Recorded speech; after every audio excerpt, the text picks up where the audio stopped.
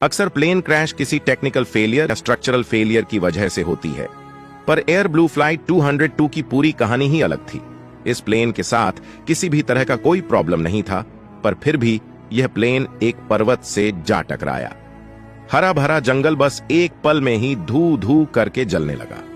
आखिर इतने advance plane के साथ ऐसा कैसे हो गया, जानेंगे पूरी कहानी आज के इस वीडियो में। 28 जुलाई 2010 कराची पाकिस्तान, एयरबस A321 का एक विमान एयर ब्लू फ्लाइट 202 जिन्ना इंटरनेशनल एयरपोर्ट से उड़ान भरने वाला था। एक एक करके 186 पैसेंजर प्लेन में सवार होने लगे। प्लेन में 6 क्रू मेंबर के साथ 61 वर्षीय इकबाल चौधरी और फर्स्ट ऑफिसर मुंताजीब अहमद उड़ाने वाले थे। 7:41 पर एयरबस फ्लाइट 202 कराची से उड़ान भरा। इस प्लेन को बेनाजीर भुट्टो इंटरनेशनल एयरपोर्ट इस्लामाबाद जाना था। ATC लगातार फ्लाइट 202 से संपर्क बनाए हुए थे। प्लेन में सब कुछ ठीक चल रहा था। इस्लामाबाद में मौसम थोड़ा खराब था, इसलिए ATC ने विजिबिलिटी और एयर स्पीड को ध्यान में रखते हुए पायलट से कहा कि आप रनवे 12 पर लैंड कर सकते हैं। रनवे पर लिखा लास्ट नंबर हिडन होता है, यानी कि रनवे 12 असल में 120 डिग्री और रनवे 30 300 डिग्री को दर्शाता है। फ्लाइट 202 भी 300 डिग्री के हेडिंग में रनवे की तरफ आ रहा था, जबकि ATC ने रनवे 12 पर लैंड करने को कहा, यानी कि ठीक अपोजिट साइड से। अब यहां पर कोई टेंशन लेने वाली बात नहीं थी। अक्सर हवा के बहाव को देखते हुए लैंडिंग के समय रनवे की साइड को बदल दिया जाता है, ताकि लैंडिंग करते समय कोई भी प्रॉब्लम ना हो। ATC ने भी एयर ब्लू को सर्कलिंग अप्रोच के लिए कहा। यहां पर प्लेन को राइट की तरफ मोड़ना था। उसके बाद रनवे के पैरेलल होते हुए लेफ्ट साइड मुड़कर रनवे 12 से अलाइन होना था। ATC के आदेश अनुसार air blue flight circling approach के लिए निकल पड़ा। कुछ सेकंड बाद ATC ने यह नोटिस किया कि प्लेन 2300 फीट के ऊंचाई पर आ चुका है, जबकि इस प्लेन को 2500 फीट के ऊंचाई पर उड़ान भरना था। ATC लगातार यह कहता रहा कि प्लेन के ऊंचाई को बढ़ाओ।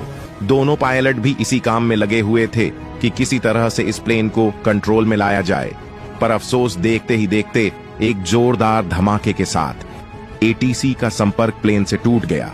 एयरपोर्ट से कुछ दूर मार्गला हिल्स में यह प्लेन क्रैश हो चुका था। तुरंत ही लोकल पुलिस को यह इन्फॉर्म किया गया कि एक प्लेन हिल में क्रैश हो चुका है। क्रैश पॉइंट को तो दूर से ही देखा जा सकता था, लेकिन ऊंचे ऊंचे घने जंगलों, पहाड़, पर्वतों को पार करके घटना स्थल पर जाने के लिए बहुत ज्यादा समय लगने वाला था। घटना के करीब 45 मिनट बाद एक आर्मी हेलीकॉप्टर घटना स्थल पर पहुंच गया, पर हेलीकॉप्टर को लैंड करने के लिए कोई जगह नहीं मिल रहा था। किसी तरह से आर्मी ऑफिसर रस्सी की मदद से नीचे उतर गए, और फिर जो नजारा सामने दिखाई दिया उसको देखकर सबकी रूहें कांप गई। प्लेन का मलबा सैकड़ों मीटर में फैला हुआ था। प्लेन के टैंक में भरा फ्यूल पूरे एरिया में फैल चुका था। मानो अधजले पैसेंजर के साथ बस एक ही रास्ता बच गया हो, खुद को जिंदा आग के हवाले कर देना। ज्यादातर प्लेन क्रैश में लोग घायल होते हैं, लेकिन उसमें लगने वाली आग से लोगों की मौत जलने से हो जाती है। फ्लाइट 202 के साथ कुछ ऐसा ही हो रहा था। यह हादसा अपने पीछे बहुत सारे सवाल छोड़ गए। क्या इस प्लेन में कोई प्रॉब्लम था? तो पायलट ने ATC को जरूर कुछ ना कुछ बताया होगा। अब इन्वेस्टिगेशन की एक टीम एयर ट्रैफिक से पूछताछ करने के लिए निकल पड़ी। कंट्रोलर ने बयान में कहा कि दोनों पायलट के बीच बातचीत बहुत ही कम हो रही थी। मैंने फ्लाइट 202 को 2500 फीट की ऊंचाई पर उड़ाने को कहा था, लेकिन उन्होंने मेरे बात को इग्नोर कर दिया। इसके बाद कुछ देर बाद GPSW अलार्म बजने लगा। इसके बाद फर्स्ट ऑफिसर की आवाज सुनाई दी, sir pull up, sir pull up. Flight 202 की आखिरी बातचीत यही थी। इसके बाद हमारा संपर्क प्लेन से टूट गया। बहुत सारे आई विटनेस ने कहा कि यह प्लेन बहुत ही कम ऊंचाई पर उड़ान भर रहा था। इन बयानों से यह पता लग रहा था कि शायद प्लेन को ठीक से लिफ्ट नहीं मिल रहा होगा, लेकिन अगर ऐसा प्रॉब्लम होता तो पायलट जरूर ATC से बताते। लेकिन प्लेन के आखिरी समय तक पायलट ने ATC को किसी भी तरह का इमरजेंसी मैसेज नहीं दिया। यह केस अब सुलझने के बजाय और भी ज्यादा उलझता चला जा रहा था। अगर कोई इस केस को सुलझा पाता तो वह सिर्फ और सिर्फ ब्लैक बॉक्स था। ब्लैक बॉक्स को रिकवर कर लिया गया, लेकिन इसे डीकोड करने में बहुत ही लंबा समय लगने वाला था, क्योंकि पाकिस्तान के पास ऐसी कोई टेक्नोलॉजी नहीं थी जिससे प्लेन के ब्लैक बॉक्स को डीकोड किया जा सके। शायद इसलिए इसे डीकोड करने में 1 साल से ज्यादा का समय लग गया। तो आइए देखते हैं आखिर क्या हुआ था एयर ब्लू फ्लाइट 202 के साथ। 7:41 पर एयर ब्लू फ्लाइट कराची से उड़ान भरा। कुछ देर बाद captain Iqbal Chaudhry first officer से बेहद घमंडी तरीके से भद्दे सवाल करने लगे। दोस्तों, अगर 2 पायलट एक दूसरे से अपना एक्सपीरियंस शेयर करते हैं तो ये एक अच्छी बात है, इससे नॉलेज बढ़ता है। लेकिन कप्तान फर्स्ट ऑफिसर को इंसल्ट करने के लिए, उसे नीचा दिखाने के लिए बहुत सारे सवाल करने लगा। शायद उसे कप्तान होने पर घमंड था। करीब 1 घंटे तक ऐसा चलता रहा और यह सारी बातें कॉकपिट वॉइस रिकॉर्डर ने रिकॉर्ड कर लिया। 1 घंटे तक इंसल्ट होने के बाद फर्स्ट ऑफिसर काफी नर्वस हो चुके थे। वह अपना कॉन्फिडेंस सेल्स खोते जा रहे थे, इसलिए पूरे फ्लाइट के दौरान फर्स्ट ऑफिसर खामोश रहे। अगर पायलट कोई गलत डिसीजन लेता तो भी फर्स्ट ऑफिसर को 1000 बार सोचना पड़ता कि कैप्टन को बोलूं या नहीं। कैप्टन का यही रवैया 146 लोगों को मौत के मुंह में ले जाने वाला था। प्लेन को 2500 फीट के ऊंचाई पर उड़ना था, पर प्लेन 2300 फीट के ऊंचाई पर उड़ रहा था। यह सब देखकर भी फर्स्ट ऑफिसर खामोश रहे।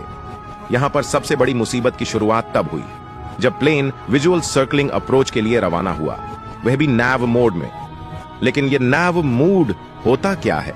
दोस्तों, यहां पर ऑटो पायलट के बहुत सारे मूड्स होते हैं, जिसमें से एक होता है नैव मोड। इस प्लेन को इस मोड में उड़ाने के लिए FMC यानी कि फ्लाइट मैनेजमेंट कंप्यूटर में यह प्रोग्राम करना पड़ता है कि आप कहां से होकर प्लेन को उड़ाना चाहते हैं।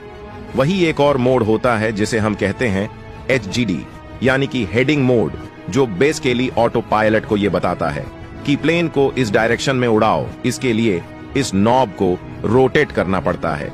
इस मोड को जब तक दूसरे कमांड में फील नहीं किया जाएगा तब तक यह प्लेन उसी डायरेक्शन में उड़ता जाएगा जिस डायरेक्शन में फर्स्ट टाइम कमांड दिया गया था। अब इतनी सारी बातों को साइड में रखते हैं, यहां पर बस 2 ही चीजों पर फोकस करना है। नाव मोड में FMC के द्वारा कमांड दिया जाता है, वही HGD मोड में इस प्लेन को रोटेट करके कमांड दिया जाता है। अब वापस आते हैं फ्लाइट 202 के पास। ये प्लेन नाव मोड में रनवे 30 के डायरेक्शन में आ रहा था, लेकिन इस प्लेन को ऑपोजिट डायरेक्शन में यानी कि रनवे 20 से अलाइन होना था। इसी दौरान पायलट ने एक बहुत ही बड़ी गलती कर दी। आइए इसे थोड़ा आसान भाषा में समझने की कोशिश करते हैं। दोस्तों, किसी पहाड़ी क्षेत्र में एयरपोर्ट बनाने में बहुत सारे लिमिटेशन आ जाती है। लुकला एयरपोर्ट का ही एग्जाम्पल ले लेते हैं। यहां पर रनवे के एंडिंग में ही एक बहुत बड़ा सा पर्वत है, इसलिए प्लेन एयरपोर्ट के चारों ओर चक्कर नहीं लगा सकता। इवन यहां पर प्लेन रनवे के एक साइड से ही लैंड कर सकता है, क्योंकि बेनजीर भुट्टो इंटरनेशनल एयरपोर्ट कुछ किलोमीटर दूर मार्गला हिल्स है, इसलिए यहां पर भी प्लेन उड़ाने का कुछ लिमिटेशन है। अगर प्लेन को एयरपोर्ट का चक्कर लगाना है तो उसे लगभग 4.3 नॉटिकल माइल्स के रेडियस में चक्कर लगाना पड़ेगा। फ्लाइट 202 को भी 4.3 नॉटिकल माइल्स के अंदर ही सर्कल अप्रोच करना था, लेकिन कैप्टन का घमंड एटीट्यूड एक बार फिर से फर्स्ट ऑफिसर पर हावी हो गया। जैसा कि मैंने अभी बताया, नाव मोड को प्लेन को उड़ाने के लिए FMC प्रोग्राम करना पड़ता है कि प्लेन को किस किस पॉइंट से गुजारना पड़ेगा। यहां पर कैप्टन ने अनऑथराइज्ड वे पॉइंट FMC में डालने को कह दिया, यानी कि ऐसा रास्ता जहां पर प्लेन को उड़ाने की इजाजत नहीं होती। फ्लाइट 202 का वे पॉइंट 4.3 नॉटिकल माइल्स के अंदर ही होना चाहिए था, पर कैप्टन ने इसे बहुत बड़ा कर दिया, करीब 7.5 नॉटिकल माइल्स। प्लेन अगर इतने दूर से एयरपोर्ट का चक्कर लगाता तो आसानी से हिल से टकरा जाता। यहां पर फर्स्ट ऑफिसर ने कैप्टन को चैलेंज भी नहीं किया और फ्लाइट मैनेजमेंट कंप्यूटर में गलत वे पॉइंट डाल दिया। फिर क्या था, प्लेन मौत के मुंह में जाने के लिए तैयार था। प्लेन हिल के तरफ तो जा रहा था, लेकिन इसके साथ धीरे धीरे प्लेन की ऊंचाई भी कम होता जा रहा था।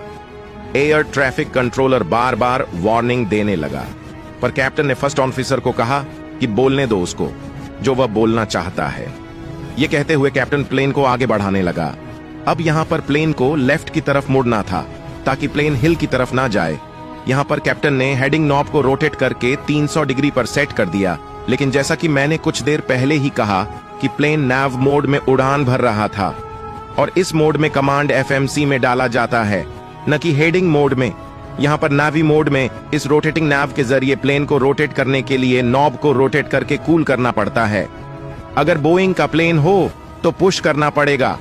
आइए इसे सिंपल एग्जांपल में समझते हैं। सपोज ये प्लेन नैव मोड में काम कर रहा है। यहाँ पर मैंने FMC में प्रोग्राम किया है कि प्लेन नॉर्थ की तरफ फ्लाई करे, इसके बाद 90 डिग्री में राइट की तरफ मुड़ जाए। अब प्लेन इसी कमांड को फॉलो करते हुए उड़ता रहेगा, लेकिन सपोज मेरे से गलती हो गया। यहाँ पर प्लेन को 90 डिग्री राइट की तरफ नहीं बल्कि 270 डिग्री लेफ्ट की तरफ मोड़ना है। अब यहाँ पर मेरे पास इतना टाइम नहीं है कि मैं फिर से FMC में प्रोग्राम करूं, इसलिए मैं सीधे हेडिंग नॉब को 270 डिग्री में रोटेट करके पुल कर दूंगा। जैसे ही मैं इसे पुल करूंगा, ऑटो पायलट नेव मोड से हेडिंग मोड में ऑटोमेटिकली स्विच हो जाएगा। इसके बाद यह प्लेन 270 डिग्री में तब तक उड़ता रहेगा जब तक मैं दूसरा कमांड ना डालूं। लेकिन फ्लाइट 202 के साथ कहानी ही कुछ अलग थी। कैप्टन प्लेन को नेव मोड में उड़ा रहा था, जिसमें गलत वे पॉइंट डाला गया था। कैप्टन इसे सही करने के लिए हेडिंग नॉब को 300 डिग्री में रोटेट किया, ताकि प्लेन हिल की तरफ न जाकर 300 डिग्री में मुड़ जाए। लेकिन वह भूल गए हेडिंग मोड को रोटेट करने के बाद उसे पुल भी करना पड़ता है। जिस तरह से व्हाट्सएप में मैसेज टाइप करने के बाद जब तक इस बटन को प्रेस ना किया जाए तब तक मैसेज सेंड नहीं होगा, इसी तरह हेडिंग मोड को रोटेट करने के बाद इसे पुल ना किया जाए तब तक कमांड एक्टिव नहीं होगा। अब कैप्टन इस इंतजार में थे कि प्लेन लेफ्ट की तरफ मुड़ेगा, पर अफसोस ऐसा हुआ नहीं। कुछ सेकंड बाद कॉकपिट में अलार्म बजने लगा।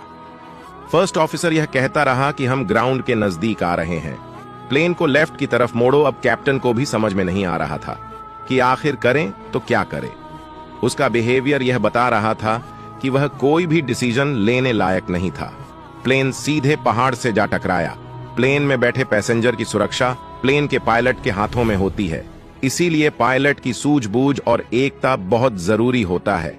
एक लापरवाह पायलट किस तरह से सैकड़ों लोगों की जान ले सकता है। एयर ब्लू फ्लाइट 202 इसी का एक एग्जाम्पल है। तो फिलहाल दोस्तों, आज के लिए बस इतना ही। वीडियो अच्छी लगी हो तो लाइक शेयर जरूर करें और फॉलो करना ना भूलें।